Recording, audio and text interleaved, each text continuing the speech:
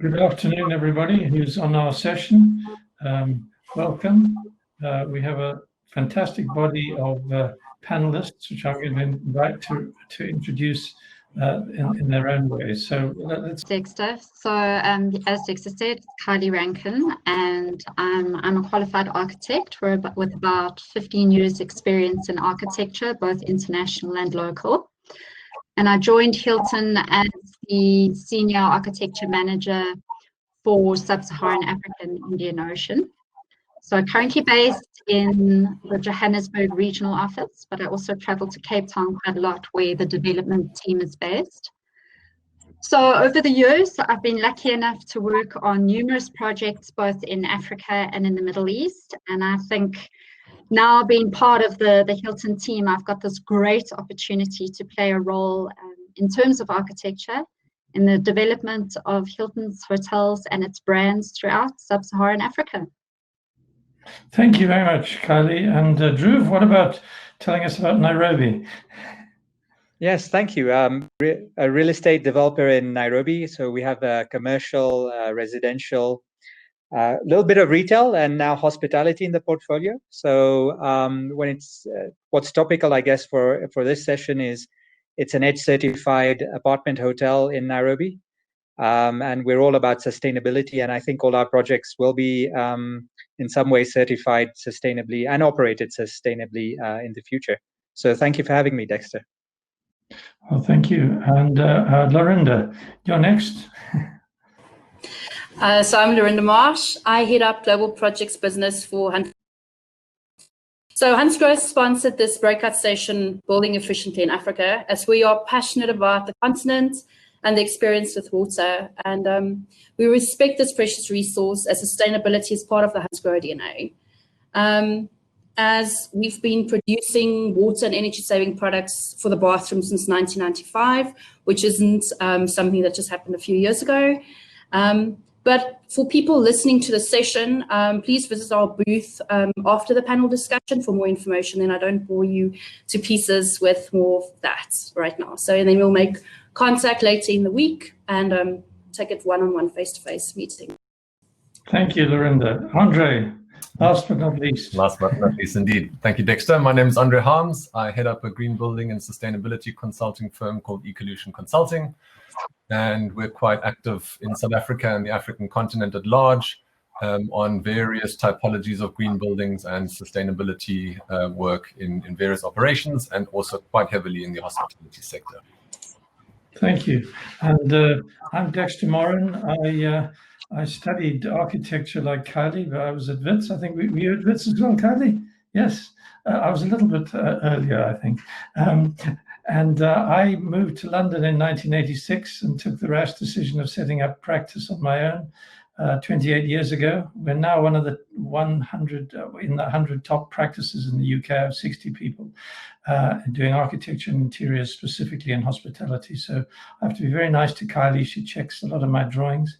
The focus of my international expansion has been across Africa. We're busy in Kenya, Ghana, Nigeria, Zambia, have built in South Africa, and about to start something in Morocco. So Africa is a very important thing for me. And obviously, having grown up in Africa, I have sort of that red dust on my feet.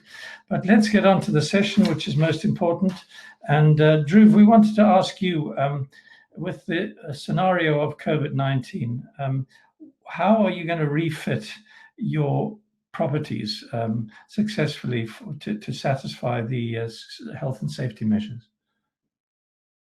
I think in the short run, it's the obvious things of that every property is going through in terms of less contact the better, more efficient cleaning, distance, all of those sorts of things. What's perhaps more where we count ourselves lucky in some respects, where we don't have to do much work, is our entire property isn't centralized AC, for example. I've just been seeing some stuff about how AC has really helped the virus move around even though you're social distancing, because it's more of a closed environment.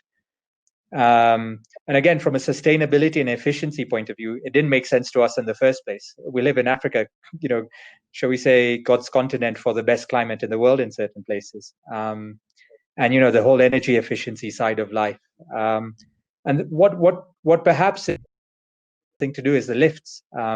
So again, we're a more boutique property, but now when I'm looking at one of my newer ones, it's more of a high-rise building. Will lifts be as efficient when you're only carrying a fraction of the people? So I think it's more of a balancing act. And what COVID has done is really more apart from the health and safety, is I think accelerating this trend where we need to think a lot more about passive design, a lot more about outdoor spaces, natural lighting, because there's no guarantee that this is the last of a first of different viruses. I mean, who knows, right? It's opened our eyes, and when you're putting in 20-year investments, you've got to leave a lot more stuff out there. And well, I'll let you architects talk a little bit more about that and give us the guidance piece. But as a developer, I think we've got to be certainly much more open to perhaps marrying the two of sustainability and health and safety and all of that for the longer run in far more extreme circumstances than perhaps we thought earlier. I don't know if that helps open the discussion. Thank you. Thank you, Dhruv. I think that's very informed. And I was wondering, André, whether you want to respond on the sustainability side. If I could say one interesting thing, many years ago, I designed the sort of jukebox building, which used to be the Holiday Inn on Durban beachfront, and worked with a fantastic services engineer called Henk Spoormaker, who used to be with Arabs years ago. I think his son's taken over now. But we had sort of packaged units of air conditioning. And when I moved to London, I said to the guys, this is what we should do. And they thought I was a dinosaur. I was coming from Africa. Obviously, I was an idiot. And today, we're doing this on buildings. It's only taken 30 years. Sorry, André. Yes, thank you. So on the sustainability front, I think one thing that was often overlooked, in fact, is the indoor environmental quality of a space. Which I personally believe, and I think the green building movement believes, is an integral part of the sustainability of a building. And what we mean with that is just the quality of the spaces that we design for occupants, be it more natural lighting, be it adequate or even increased volumes of fresh air to a higher degree of filtration. And that discussion is really being opened more and more at this point in time with this pandemic, where we really have to look at some engineering and architectural controls to further improve the health of the spaces that we find ourselves in. So I fully agree with you, Dhruv, that the two of them are really inextricably linked, and that discussion is being more and more pronounced. And I think it was the CEO of the United States Green Building Council who said that healthy people in healthy places equals a healthy economy. And I think there's a lot of truth in that. Very good. And Kylie, what are Hilton's objectives and direction for all their owners in regard to COVID and also sustainability, since we're putting the two together? No, definitely. Well, we've actually implemented a new program called Hilton Clean Stay. And the main aim of that is to deliver an industry-leading standard of cleanliness and disinfection to Hilton's properties. And I think in doing that, as much as we're talking about passive architectural elements, we also mustn't oversee the role that technology can play in this. So how we've embraced the technological side of things is for guests that perhaps, in this pandemic, we want to avoid touching and social distancing. So through the lobby, the guests who want this contactless experience can have that through check-in. They can choose their room, they can unlock their door with a digital key, and they can also check out using their mobile devices. So that's another way where you're preventing contact. People can still social distance, but we're making the use of the hotel more efficient for the guest experience and trying to reinstill the confidence in the guest who wants to travel freely. Right. And in terms of Dhruv's comments about the lifts, I mean, can you control where you're going with your key card to the room that'll take you to the floor? Yes, you can. So they all dedicate, each key card that gets given is specific to your floor. And obviously in the lifts at the moment, there is social distancing is respected, and you go to your respective floor and from there directly to your room. And then in each of the guest rooms, we are providing guests with the ability to sanitize and disinfect themselves as well. So we are cognizant of the fact that some people might still want to be using lifts, others potentially would want to use the stairs, but we're trying to give them the best of both. Right, and in the lifts, you kind of put some duct tape on the floor, or what happens? So you can actually see as you walk into the hotel, we've got these stickers that go onto the floor that obviously demarcate distance and direct guests to where you need to go. So first sanitizing your hands, then to check in, and then if you want to go to the lifts or the stairs, there's these rather innovative stickers that lead the guests there. And yes, we do assist guests who perhaps want to stand a bit closer than they should be. So we take all of that into account. Okay. And I wondered what you thought of, I mean, for me, the thing about a hotel is once you're in your room, I think you feel kind of quite safe. That's, you've walked into it, it's obviously been sanitized to brand standards, that sort of stuff. But do you think there's going to be a direction where people are saying, well, actually, I don't want the maid to come and clean for the duration of my stay? Most definitely. So that's what's happening now at the moment, and that's what we're offering guests. So we're saying you don't have to have somebody housekeeping coming into your room on a daily basis to clean the towels and to clean the sheets. So let's say me as a guest, I arrive at a Hilton and I go to the guest room. We actually have a seal that has been placed on the door. So when you arrive at your room, it's been sanitized, it's been properly cleaned, and it's been sealed for your protection.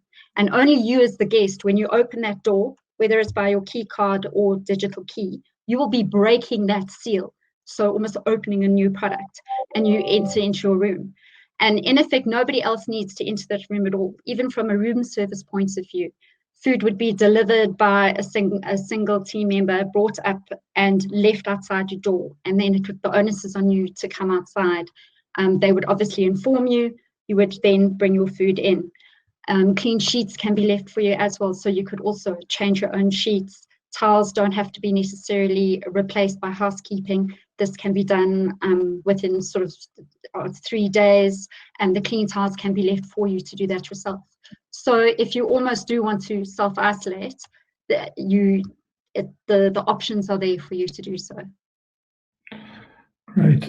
Dhruv, one question I was going to ask both you and Kylie is, what do we do now that the buffet is dead? Actually, Dhruv, you go first.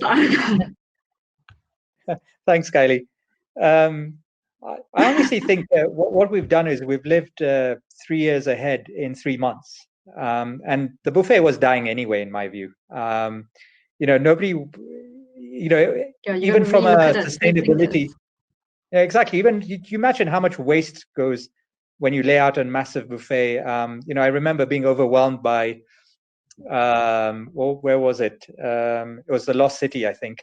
This massive buffet, and probably only 10% of it got eaten at any one point. And you've got massive amounts of hunger on the other side. Did it ever make sense? So, in my view, actually, a lot of this stuff will just help. Sustainability. We've got to be cleverer about giving our guests the breakfast they want, for example, or the lunch they want in the time that's required. But I think it is very much doable. Fast casual restaurants do it all the time. Why can't we do it as hotels? It's just being smarter about things. Most definitely. Yeah, I agree with that. Just being smarter, like providing guests the option with a grab and go option for your food, as opposed to sitting down and ordering something or going to this massive display of food and choosing, or rather providing pre-plated items that guests can choose from. So you can still have a wide variety of choice. It's just now being offered in a different way. So ironically, this COVID may be implementing a few savings, both in respect of food and room cleaning.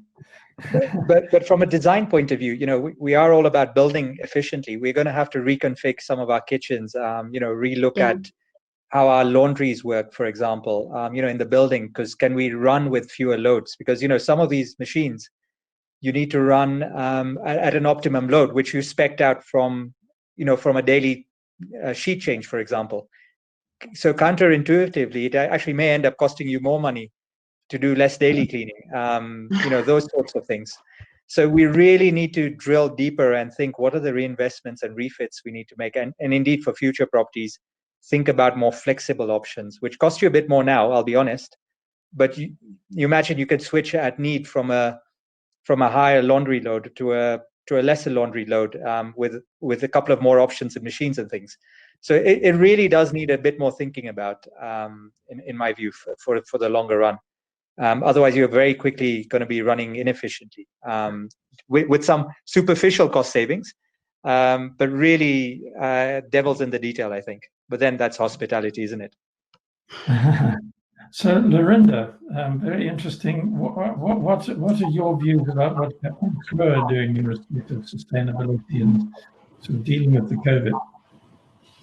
Well, as a manufacturer, there isn't much we can do but offer products that is no touch or free of touch. And it's nothing new again. It's technology that's been existing for years, and that's the electronic mixers. But in Africa, we also have to be aware that electricity is not a given. So you can't have an electronic mixer that's power operated, so it has to be battery operated. So there's always challenges in Africa. I mean, it's easy doing business in Europe. There's less challenges, and you always have to be aware of what's available in these various countries. And I mean, there is now, after a few months, there's no African country with sustainable energy where you don't have power outages. So that's, like COVID, something we have to deal with. And bear in mind when we write applications. Laurinda, your water saving fittings, I think, are also, while they've been in existing for many years, they're also obviously quite the responsible thing to do at this point in time, where hand washing is becoming more and more used. I guess there's also a response from a sustainability point of view in saving water when the tap is running. Exactly. So Hansgrohe's products, all our basic mixes are 5 liters of water a minute. That we've done. We've changed it in 2010. It was 7.5 when no one cared. Now it's 5 liters of water a minute. So you have that ability to wash your hands safely with knowing that you're not wasting water, this very precious resource that we have. Interesting fact, Hansgrohe has had a green consultant since 1963. So we've been green conscious or eco-conscious for many years. And so now that being sustainable and living efficiently is so important, it's like something we breathe every day already. So it fits in perfectly with our ethos. That's amazing. I mean, I've found as an architect very often the sustainability is a cost extra that sometimes clients don't want to implement, and that's kind of been frustrating. André, do you see this changing? So I think if sustainability is adequately applied, it is potentially a cost extra in the capex, in the initial first cost. But if done properly, it should never be a increase in the life cycle cost of a well-designed facility.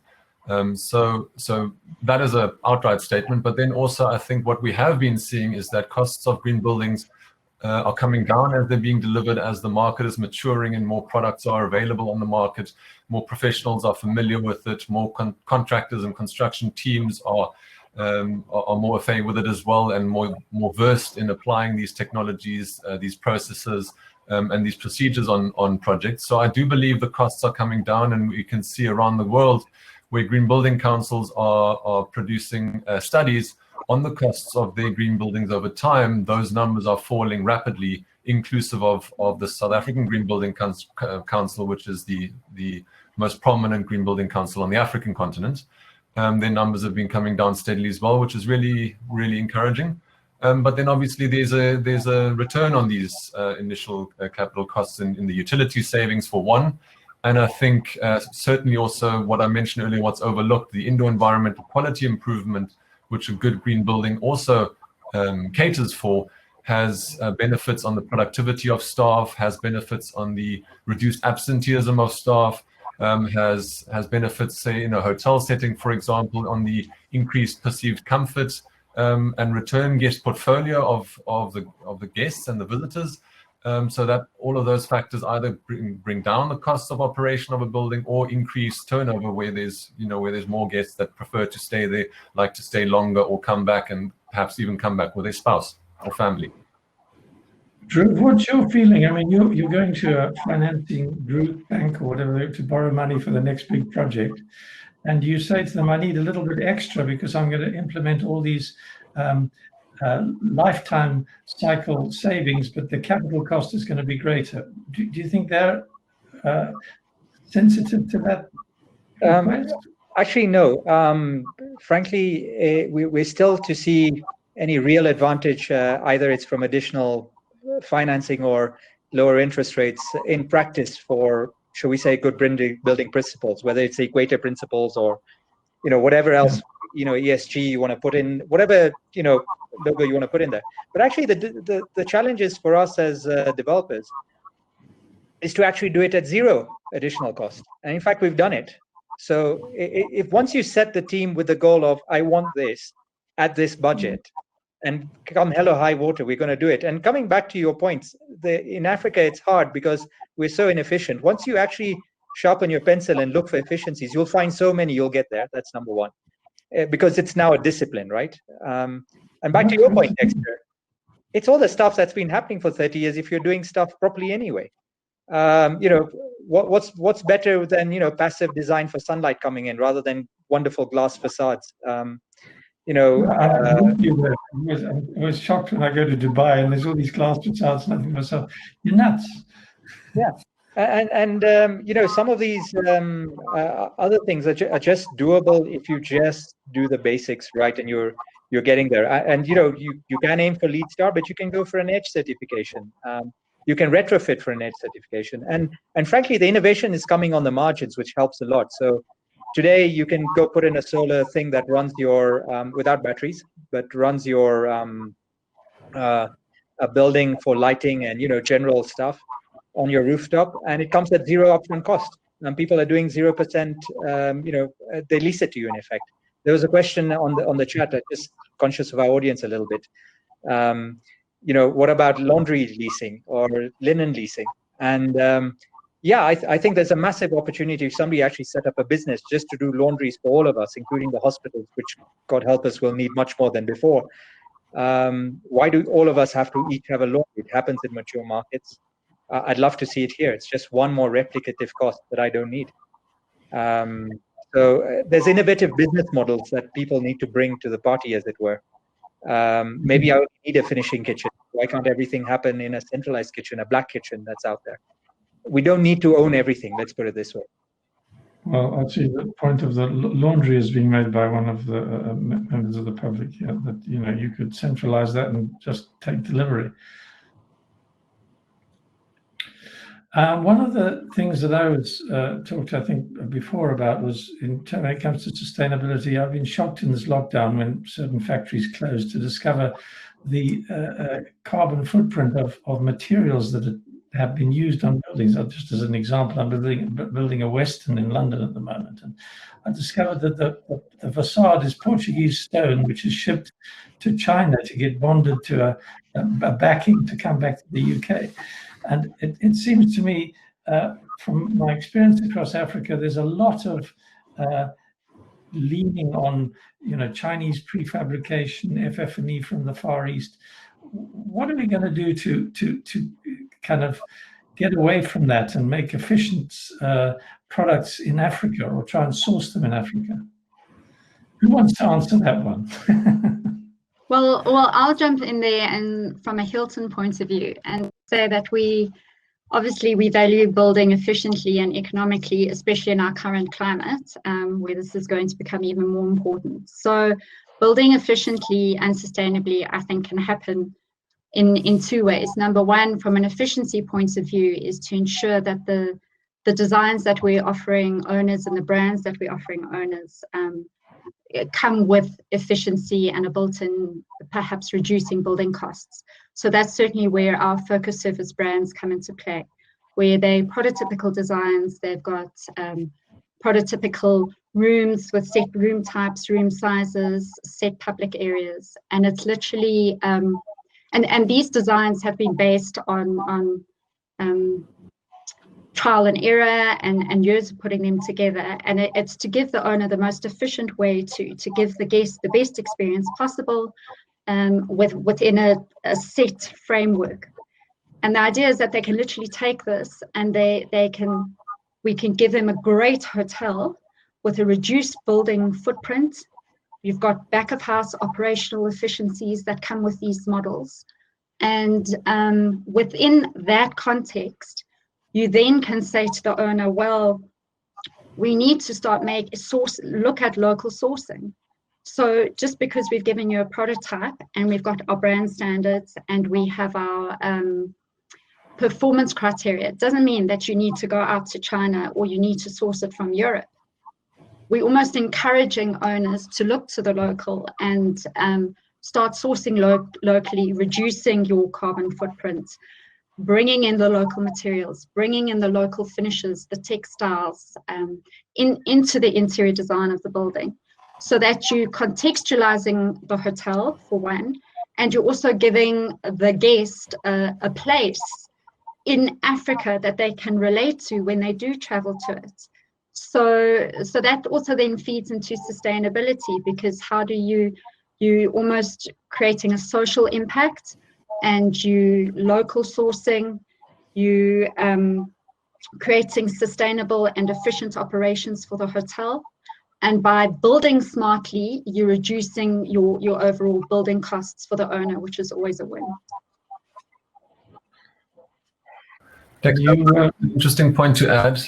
In South Africa, when the Green Building Council of South Africa was first formed and the Green Star rating system was released, the very first project that pursued this was looking obviously for materials that could meet the various green building standards. And they realized with a shock that there wasn't a paint manufacturer in South Africa at the time that had a so-called low volatile organic compound paint available. That's that chemical that you smell when you walk into a freshly painted room is really bad for your respiratory system. So in green buildings, it's avoided. So it wasn't available in South Africa, and because they were insistent to pursue these points in the certification, they actually put a challenge out to the market, to the big and the small paint manufacturers, to supply that project with vast quantities of this paint, a fairly large building. And that was the catalyst that now has resulted in a flourishing low volatile and zero volatile organic compound paint industry. So I think it's through these kind of standards and incentives and even regulations in some cases that we can stimulate various industries to provide locally available, good, efficient or quality green products. I think that's important, because the hotel market has definitely been going for local produce and local theme. And it's good to have local materials. And I think sometimes as architects we don't realize you specify something, you don't realize where it comes from. It suggested to me that maybe the big future, if we look even further ahead, is that 3D digital printing will become something. And I was thinking, Laurinda, you could. Your boxes in Germany can be designing taps, but you just need a printer here in the location in Africa to actually make them. How about a printer won't be able to do our cartridges that we make ourselves? That's water safe, economical, but we give back in another way. We give back in another way. So we won't be able to ever offer German quality products made in Africa. Let's just be honest about it. So certain technical things will have to be imported. I think where you can use local, it's great, but if you don't have the expertise, then you shouldn't.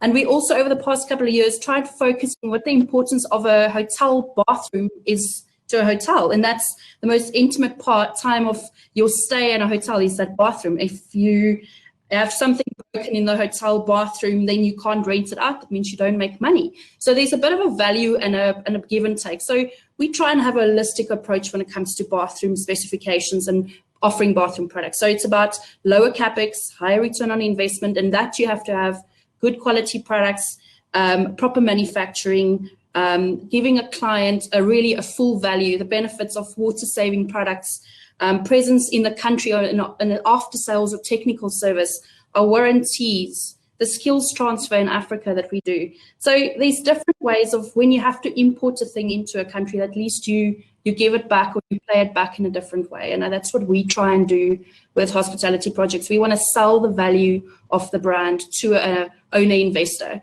And something that I heard today is 80% of hospitality owners or hospitality owner investors are first-time investors. So they have no information, no experience on quality products. So they're going blind if they don't have a branded hotel or a really good consultant that drives that through with them. And then they often go the local or Eastern routes. Can I just jump in? Products.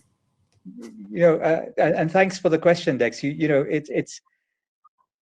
I think sometimes we actually forget to go back to basics. So the technology, 3D printing, all very nice. And the comment was made, forget it without electricity. But actually in this new world, maybe it's just because I have a wider portfolio, repurposing existing buildings. It's already there. Why, some of the most, shall we say, lovely experiences have been in, 500-year-old mansions in the middle of Amsterdam that have become these lovely boutique hotels. But there's nothing saying your existing commercial buildings, which, with people working from home, is there going to be such a demand for commercial buildings going forward? It can't be repurposed for resi or indeed hospitality. And that's, and as we all know, brownfield reuse, again, it gets you all the way up the sustainability ladder straight away. And it's the biggest cost, right? And the biggest carbon emissions is the concrete and everything else. And if we're clever about designing in the future, we should actually design optionality in our buildings. So we can convert it almost at need, maybe minimal refit. So I think we should be thinking about low tech rather than high tech, to be honest. Well, I think you're absolutely right. And I mean, certainly in Europe, we repurpose buildings all the time. I mean, all the time. And some of those old redundant office buildings, I think there's going to be a few more soon, now that we've got used to Zoom and Teams, make great great hotels. Really. Well, I was just going to say that. I think now in the future, we're going to see quite a great increase in the number of conversions that we're going to be doing as opposed to new builds. And that's also great because it gives you an opportunity to, as you say, go into something that's existing, perhaps use the character and charm that's provided by the original building, and you build on that and you repurpose it into something different. And hopefully in doing that, make it more efficient or perhaps bring in some of the sustainability elements that we can look at. And I definitely think it's where we're going to be in the future. Yeah, I mean, André, that's definitely the way to save on your carbon footprint, right? Absolutely, yes. Especially because, as Dhruv was saying, the biggest impact is usually in the biggest mass in terms of carbon impact, and that would certainly be in your concrete, your masonry, your steel, cement, etc. So I fully agree with that. And interestingly enough, a fairly largely growing rating system, the EDGE rating system, which Dhruv also briefly mentioned earlier, recognizes the conversion of an existing building by if anything is older than 5 years, the materials category is immediately met because those carbon emissions are deemed to have been zero because it's a reuse. Excellent. So I'm not sure what our timing is like. I've kind of looked at my clock. I think we must be coming towards the end of the session. Are there any conclusions that we want to come with? I think we've got to, in terms of building efficiency, it may be converting efficiently rather than starting from scratch, and certainly adopting sustainable principles in terms of materials and approaches to mechanical services. If I can come back to that just for a minute, I mean, I think the two issues of sustainability and also transmission of viruses sort of lends itself back to that concept of individual control of the air in everybody's room, be it air conditioned or whether you open your window. But instead of some centralized plant spinning a lot of germs around from space to space, the concept of individual units, which many years ago used to be called window shakers, but this technology has moved a lot since then. I think that seems to be where people are heading. that be right, André? I think the comment that Dhruv made earlier of simplifying and low tech has a lot of truth to it. While I'm a mechanical engineer by background or by training, I often spend the most of our time in a design or a retrofit with the architects in basic passive design interventions to drive down energy costs in the future. And I think that low tech sentiment can be echoed right through various aspects and really complete the holistic picture of efficient and sustainable design. Looks good. And what about sometimes getting the brands to accept maybe not entirely standard rooms when we're doing conversions, Kylie? No, well, that's part and parcel of conversions. Is you're getting an existing structure, and we need to work within that, and we're very cognizant of that fact. So whilst brand standards are there to ensure that we're meeting the demands of the brand and ensuring a great guest experience, I think at the same time we also need to be flexible in this day and age to realize that we're not going to tick every single box. But certainly if we can come to a compromise and we can provide the best solution for that particular hotel or building, then I think half the battle's won. So it doesn't have to be so black and white. I think and I think that's part of the challenge of working with owners and working in Africa and trying to build efficiently and sustainably, is that there's a lot of forces at play, and we're trying to come in with our brand standards. So it really is. It's a conversation with everybody, and that's what we're here to do in the hospitality industry. Is answer the questions and provide the best for the guest. And Laurinda, is there an opportunity, some of your outdated old taps and equipment, to recycle them? Well, no, you don't have to. Well, probably you could, but I'll tell you, the thing with Hansgrohe quality, again, in manufacturing, and the heart of the product being the cartridge, is that we've had hotels that's 20 years old now that's only doing a refurb somewhere in Africa now. So yes, you pay a little bit more for Hansgrohe at the bottom line when you do the planning and the installation, but after 20 years, you have no running costs. As you're saving on capex, you return investments higher. So there is some benefits, and maybe take down is a good opportunity. It depends on how it's done, So definitely, it's exciting times. We see the opportunity in it. Great. So if I could ask you maybe to give a last statement of what you think is something for our listeners to take back for thinking about building efficiently. Kylie, if I can start with you again, apart from sign up to Hilton. Yeah, definitely, but that goes without saying. But I think for us, our biggest challenge is going to be changing the mindsets of owners. So getting them to buy into sustainability, build efficiently, source locally, because just because it's not coming from overseas does not mean that it's of a substandard quality.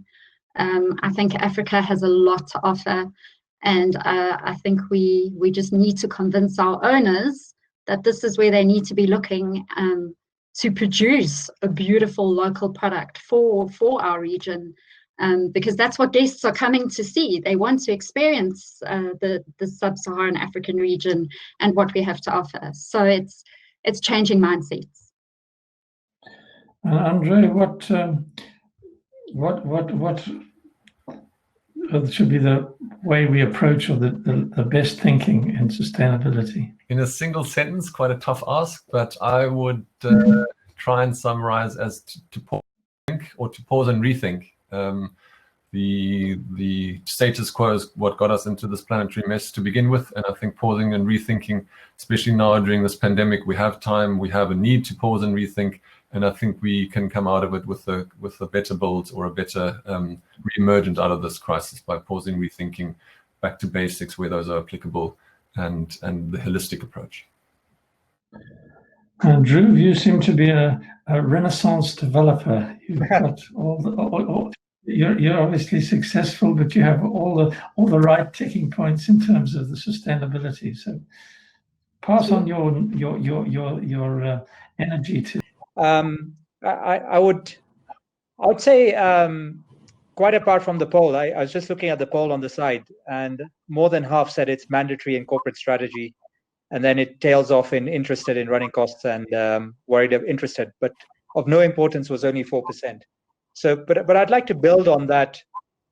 You have to almost to actually say your customers want you to, and think about the customer at the end. How much more if they were more educated that your sustainable building would actually deliver longer term value for you and them. And it's just these simple things. Back to your buffet question. If the customer understood how much waste went into a buffet, would they necessarily ask you for that big spread? Probably not. So it's a two-way street. We have to move with the environment. I think COVID has given even our customers, indeed ourselves, a whole new mindset that we can work with. So let's just work together, eh? I think more education, and we're all sorry. Education is what's done to you. Learning is what you do for yourself. So more learning, and everybody will be in a better space. Thanks. Thank you. And Laurinda, a last word from our sponsor.